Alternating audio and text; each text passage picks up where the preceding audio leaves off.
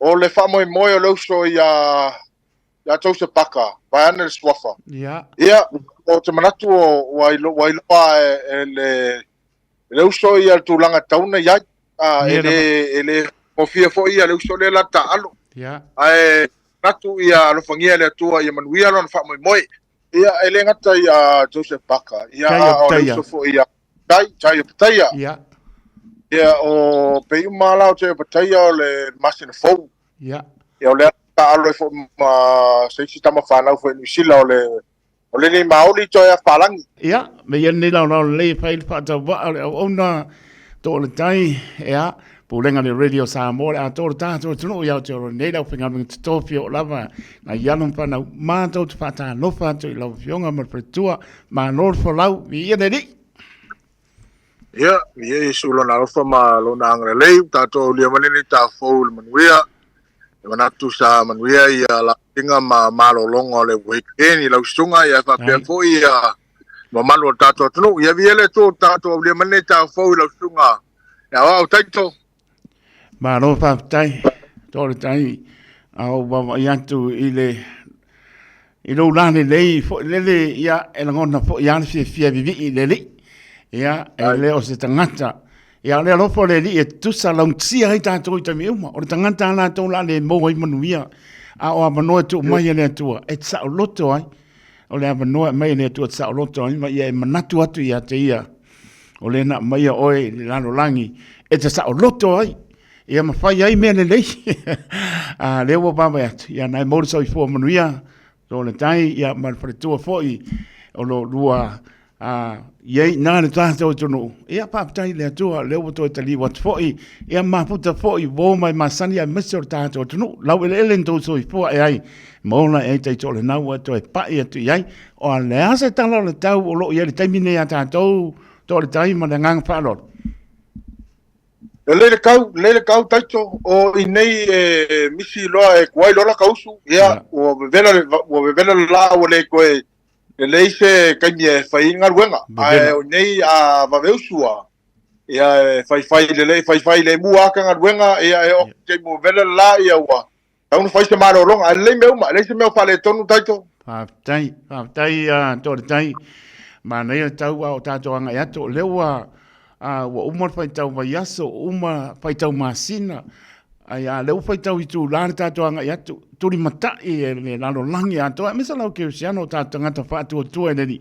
pe tū mani ane tātua fō launga, tātua te lei loa ni me te tupu, i leisi minute o loi lumana, e a lo whātua tua taito, ma lo tātua whātua tua i le tua, e tau alo tātua whai ngā malanga i le alofa malanga leo nutai, tātou whamanatu ina le soifua mai o le pepe o le Krismasi i le ne fwotau sanga lua o lua whao le a mowatu. Ia, tātou tō manatu i le tō nai ua whano atu māsina sutasi a tōretai. E maha ofa o tō pina ngano mo tātou loto. E a e maunga ipo i wanu. Pei me tau ngā ngaipo lāna pa moe moe. Ai tū whesili la ngona e sola manatu. Oisea, o me tu tupu mai. Ona whaanua whesasi ai leo la ngona o tangata. Ai tātou te oa i lea tua e whesili ai, e māwhana i mea umo, o le sao lea tōrtai. Atonu le whaaruaina lau whenangalo, sao le lava lau sunga taito, o le alofa o le tua le mabae lea mai tātou, whanau whaale tonu tero taimi, ia o lona alofa mlau nanga le whaititia lea, pei fo i onisi o fuafuanga sa whengai ai fo i le vaiaso leu tēnei. Ia o tāpenanga lava ka whaatanoanga i le tātou tālonga nene i o whaipelei tonu Samoa. Ia o le ae o loo iai lava ia o le ua whailesi ia asosi e walua ene asosi tonu Samoa. Ia e le maua lava se mātou tānoanga manisi foi o whaururu iai ia neima ia pole ase pai ei ona fesosoani ia ma avoi se sawa wa ia au matupulanga o Samoa o fifi tonu le tālonga taito. Manaia, lewa e tanua i tūlanga umalava ia mai se wa e fo i mai ai e abatu umana whātua tuanga fo i olo tātou tunu i lau fionga i le se luatu ia wa le fo i fitu pupula le ana e tau ame ai tanga mai o le tātou tunu so o aile lano langi na aveina i lunga lo tātou tunu ia ma mātina tila i mati e ai i le mai mōne lano langi. Ia, e ta tonu ai lo se bi ingon tangata e langona ma to le pia e fa petaia ona o le tūlanga o lo e amana ia i pea ia mai se o lo nganga mo lano e fai e ta longa le alamba o anga ba o le poto le me alofa le ni fo tali tonu na te fai ai lo nganga mo lano ia mai se le o tu da lata le fiu mai o le pepe o krisimasi se ala mo lano mano o se tūlanga le lei tali tonu a fa pea e ai o mo o fa lupe o na mati le loto a papea e mawhai o na whatonu ina i sawai, o nawe i sawai i anise o mai a po i tu lou le ngana, ia e meise o polu. Paulama o le nganga leo e maua mai, to le tai, o le toi wha mautu, ia o le nawa lama po i loto mai te pisoso ani iai, ia a pai o le ase taimi o le a moe, po i piso ta inga mai e o taima ta li i mai, o le nganta i pule ono sa la whai, ia i nai tu mua, ia o tali tonu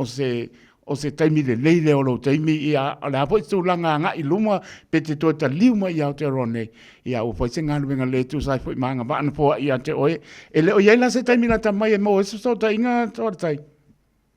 e le o mautu mai o le manatu ma le langona ia o le e fia whaasoa ma fia tautua pea le tātua tunu ona ta longa ua Tele tue o lo langa ia e mo io da longa sa ta e tonu ia o le fu wat tam fai e ko fa stoa ia una i a ngatu pulanga sa mo pe la wa ki lo ia e le le o ta fuso ale a mi taito pe o tulanga o le tulanga le leina e mo mai tonu ne ta longa ale leila ka mi o le leima na ta ia mo kwa seki a me mo ta ma no pa tai le wa e ma o le leila ma le tu langa fo lele e tauna iai e mai se o lewa mana e wei elo taimi fo lele e fai elo so soani i nai o tātu walum whanau o le ase tu langa i la ua mama i le tu langa whalau whali ia ua wo i tu langa whalau whali ia wo ia le whapea la koe whai loa fo lo taimi la tau ngai sila fia to le tai ia o po le taimi o lau whali o le asa o tanga e fusu anga le ka umako o kama lea o ferry Tyson Ferry ma Osek o le asa o la lava e mai ia whaitionga e mamao le malo o le kako kamale o Tyson Ferry o le asa o tanga i whaatamata alo maane le suafa to le tai ato nona o tele matamata le ta longa na highlights ai o la wa mai tau highlights sa o le lei sa tauna malo ia Tyson Fury ai o aso fa penei matulanga i mer tupu fa penei te mal tu ai so tama vai ane fa panga sa mo nei tau ole tala no amal fa malus au mal ko inga kia ia ko lengi malus ale ka le longo au o lo fa kat ale la vea foi ma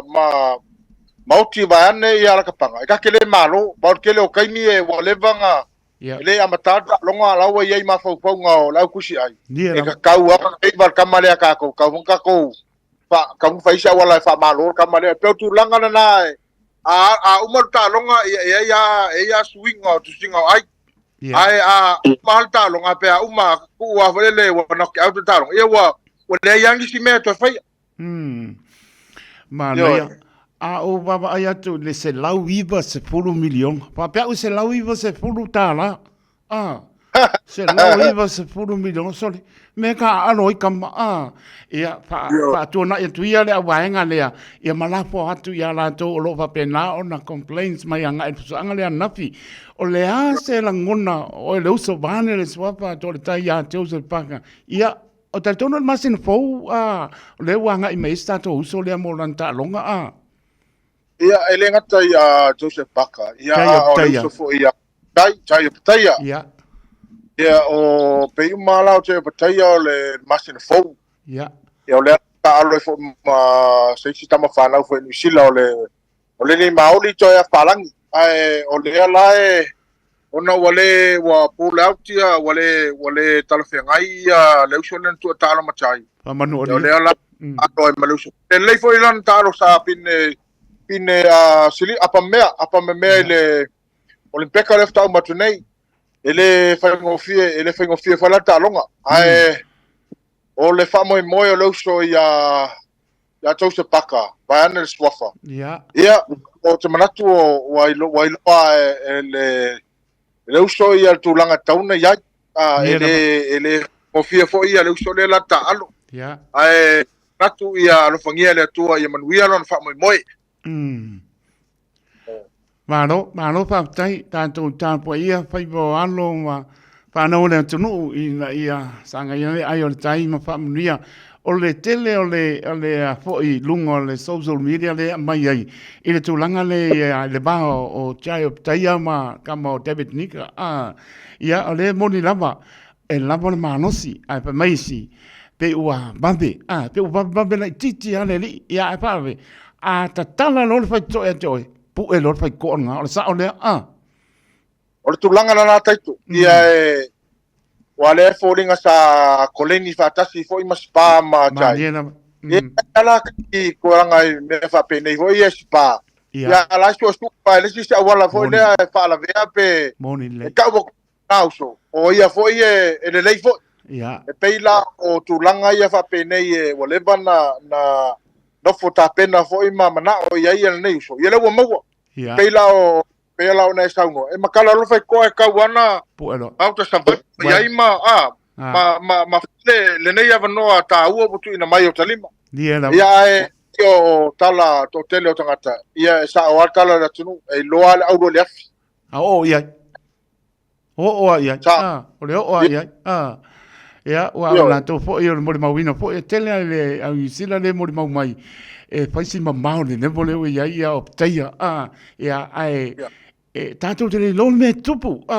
e wa le tatou mai pe ar kalong fo le o le kirkite fiti ka ku ia polo e so mai e la ku ile so ai saul ka vi o mo ile si piko pe pa pe nga le ka longa ai paulama o le ba ai o lau a sila o lau ba ai se lo lau ba ai ia so ako lau i lano le paipa pole sa o le atu tu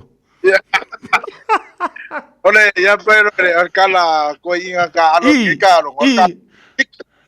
ka lo ole tulanga foi la e la wau tilo iai wa leva wala ta pena fo iai o telo fo ole fo e tu matai fo e tua fo o le grandfather fo tamale o fo o chai ona o tala fa so pito be fa pe o le nga fusu I foi lei fafo e aquele lei foi kama la ko fusu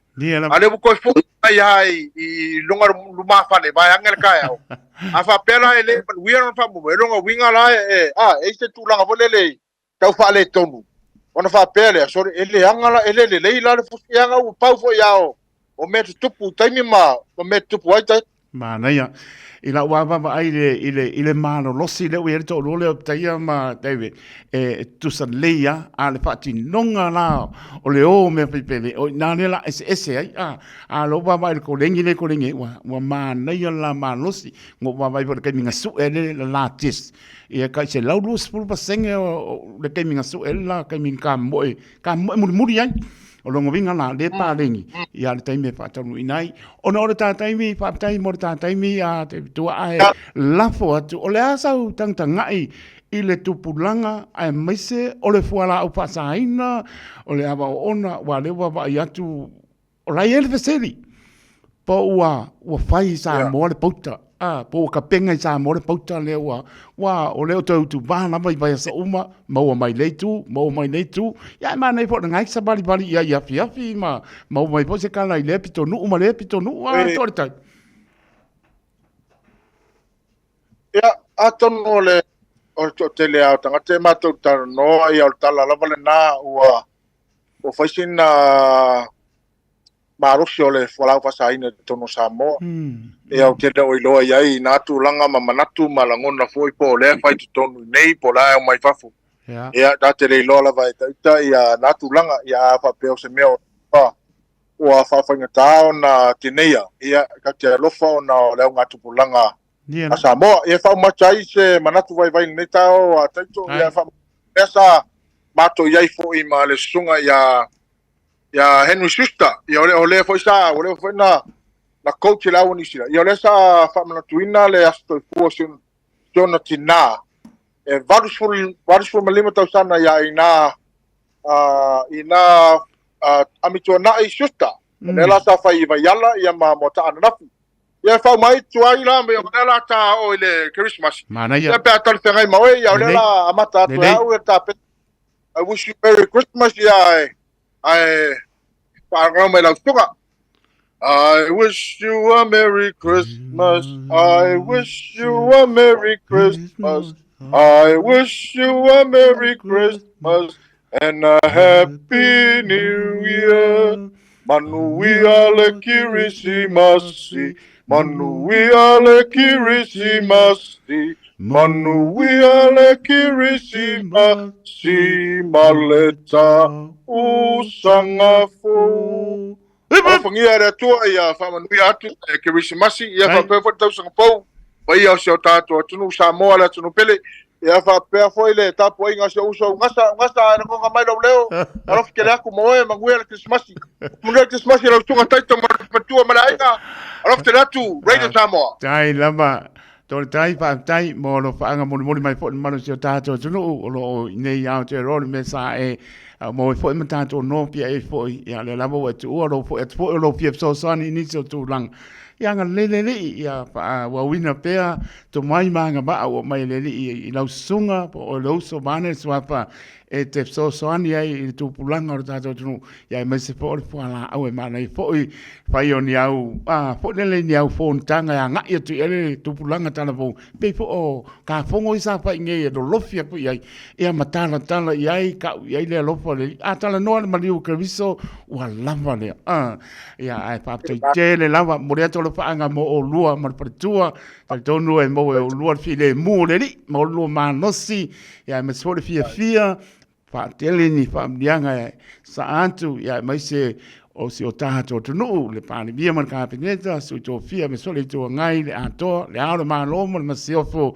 ia me so le finga me to fio lava na yalom pa nau ia manuia te le Krismasi ma tau sang fo ma se tato tunu ba lo tu tusa le li so tato mlia pa tai mo le manatu mai ma pa no mai lo taimi ia le lava uma na ia wa pa fo fo ma le tunu ia wa ta no mai ma e ma le mai tu langa uma ai mai se anga ba sa pe ngai e fo i ma le tau vina ia o tanga mai se tato tunu mo tam nei sau nia le se lau le luma se lau fia le tato e felo iai ai pa so foi ia alofa mo o luma fatua to tai